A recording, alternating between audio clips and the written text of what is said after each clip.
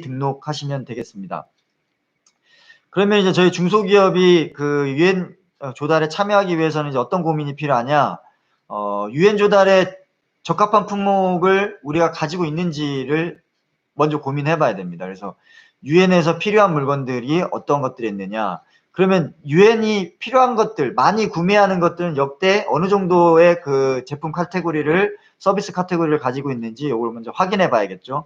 그래서 유엔이 필요로 하는 것들은 이제 의약품이 가장 많습니다. 의약품이 가장 많고, 그다음에 운송에 대한 부분, 그리고 식품, 그리고 행정 이쪽으로 이렇게 4개 충분히 카테고리를 나눌 수 있고요.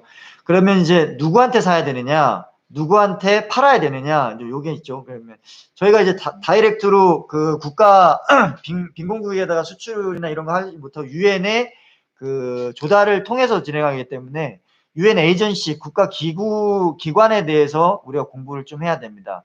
가장 많이 그 돈을 쓰는 유엔 조달 분야는 이제 유니세프에서 가장 많이 쓰고요. 그 다음에 WTB, 그리고 UNPD, UNDP, 그리고 UNOPS 이 순으로 이렇게 그 진행이 되고 있습니다.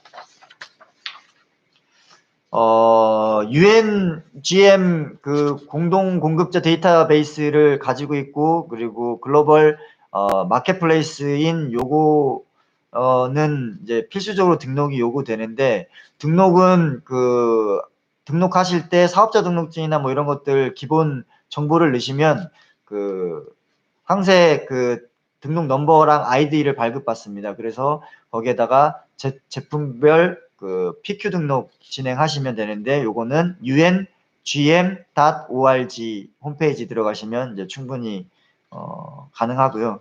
그리고 이제 유엔 입찰을 하기 위해서는 이제 그 프로세스를 어느 정도 따라가야 됩니다. 그래서 사전 준비 프로세스에 기반적으로 되는 거는 이제 어느 나라의 수요가 발생을 했느냐, 재난이 발생됐고 전쟁이 있느냐, 또는 이제 기아 대책이 필요하느냐, 이게 있고, 그다음에 그거를 이제 해결하기 위해서는 얼마만큼 예산을 배정해야 되느냐, 그리고 예산 집행을 어떻게 해야 되느냐, 시장 조사를 진행해 가지고 사전 조달 단계에서 RFI라는 사전 입찰 정보 세팅을 합니다. 그래서 요거는 이제 보통 이제 유엔 조달관들이 입찰 문서를 만들기 전에 사전 준비하는 작업이고요.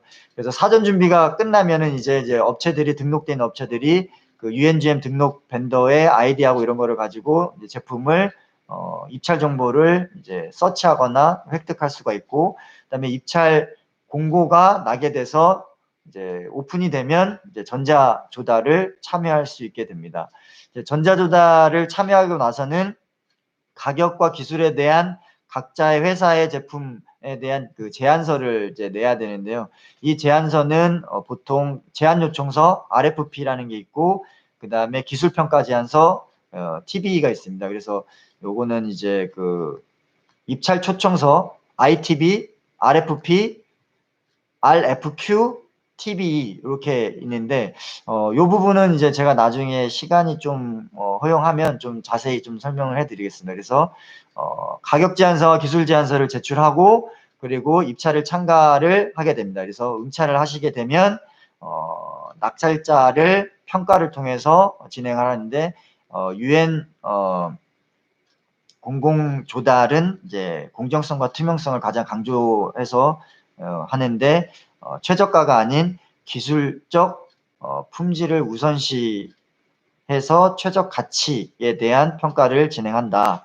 그리고 이제 낙찰자가 선정이 되면 계약 발주하고 이제 사업 수행을 진행하게 됩니다. 근데 여기서도 좀 주의하셔야 될 부분 중에 하나가, 이제 보통 이제 아프리카나 중동 아시아나 이제 중남미 쪽으로 이제 많이 지원이 되잖아요. 그러면 이제 60일 동안 이제 운송하게 되고 설치하게 되고 교육하게 됩니다. 그리고 나서 UNDP에서는 30일 안에 그 대금을 지급하게 됩니다. 그럼 총 토탈 90일이 돈이 묶이게 됩니다. 그래서 회사의 캐시플로우가 90일 이상 좀 돌아가지 못한다, 자기는 여유가 없다, 그러면은 좀 고민을 하셔야 됩니다.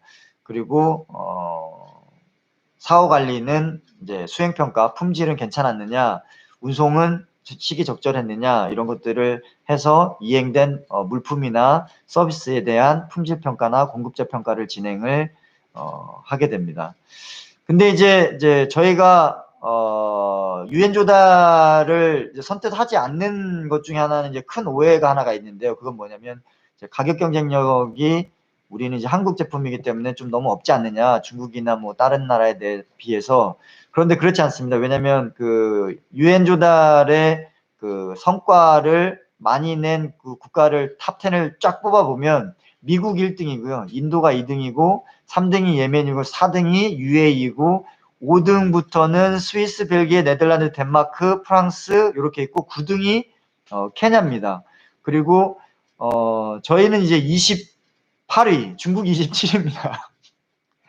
그만큼 우리나라 조달 점유율 참여율이 상당히 낮다. 그래서 우리나라는 거의 뭐 1% 내외로 하고 있는데 우리나라가 그 아시아 그 경제개발은행에도 전체 지분을 한국이 5%를 가지고 있음에도 불구하고 ADB의 그 참여율은 0.63%밖에 안 되고요.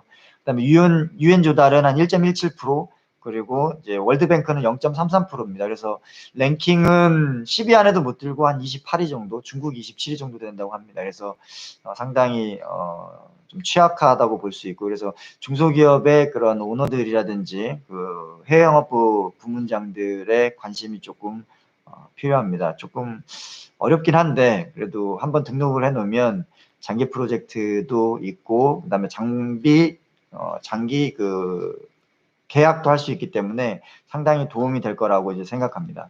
근데 여기서 주의사항이 있습니다. 그 인비테이션 레터를 받게 되면 그 인비테이션 레터를 받고 참가를 안 하더라도 나는 관심이 없다라는 표명을 공식적으로 해야 됩니다. 그렇지 않으면 3번 이상 관심 표명을 안 하게 되면 ITB 입찰 초청서에 대해서 이제 반응 피드백을 안 하게 되면 블랙리스트에 올라가게 돼서 향후에 하고 싶어도 참가 리스트 기업 대상에서 제외가 됩니다. 그래서 요거는 좀 조심하셔야 되고요.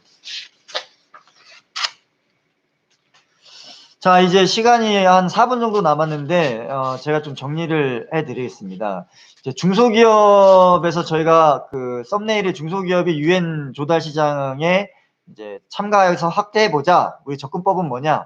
첫 번째는 유엔 조달 시장 확대 및 중소기업의 접근법은 해외 공동조달 구매 제품이 어느 정도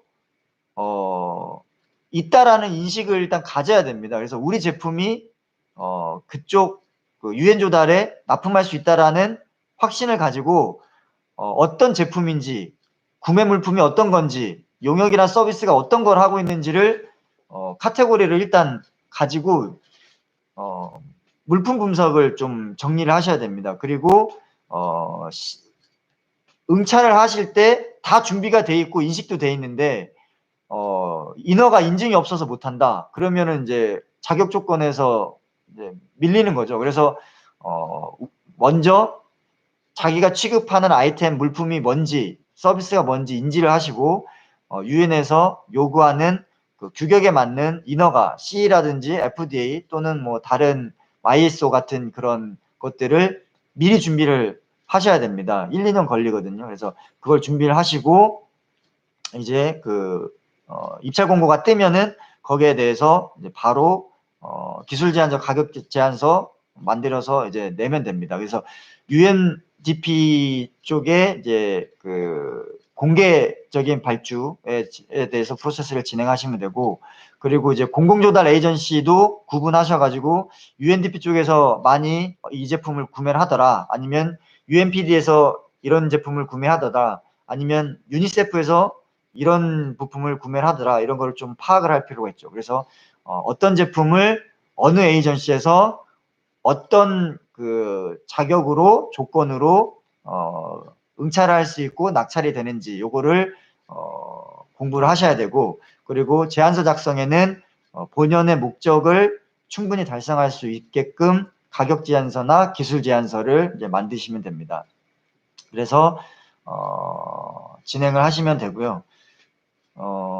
보통 이제 우리나라에서 그 실제적인 사례로는 이제 UNPD 쪽에서 코로나 발생하고 나서 이제 K 방역에 대해서 이제 좀 진행을 했었는데 마스크라든지 그다음에 그 코비드 진단기 그리고 방호복 이런 것들을 우리나라 우수 중소기업 제품들의 이런 것들을 선정을 해가지고 이제 한국산 그 방역 프로세스 또는 방역 구호 제품 이런 것들을 진행한 케이스가 있습니다. 근데 이런 거 같은 경우는 이제 그 퀄리티 어슈런스 프로그램이라는 그 프로덕트 퀄리티 서플라이어 컴퍼니 리스트가 있습니다. 그 유엔에서 관리하는 거기에 이제 등록을 해야 되고 그 등록을 하기 위해서는 가장 중요한 게 뭐라고요?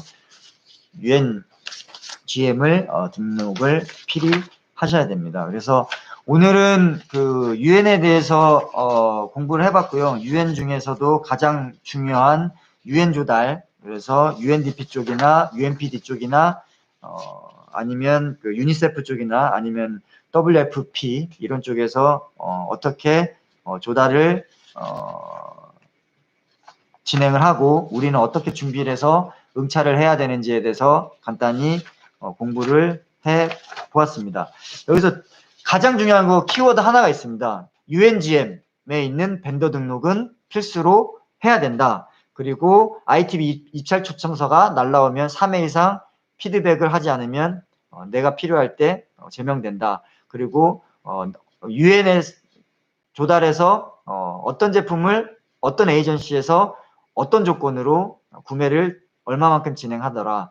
거기에 대해서 미리 준비하고 인허가 준비는 어떻게 해야 되는지 이런 것들을 꼼꼼히 미리미리 살펴보시고 공부하시고 준비하시면 해외 공공조달 산업 특히 이제 UN 조달 산업에 대해서 이게 한 22조 정도 되거든요. 그래서 충분히 중소기업 또는 중견기업에서도 어프로치가 가능하다. 그래서 오늘은 이렇게 마무리를 하겠습니다. 그래서 내일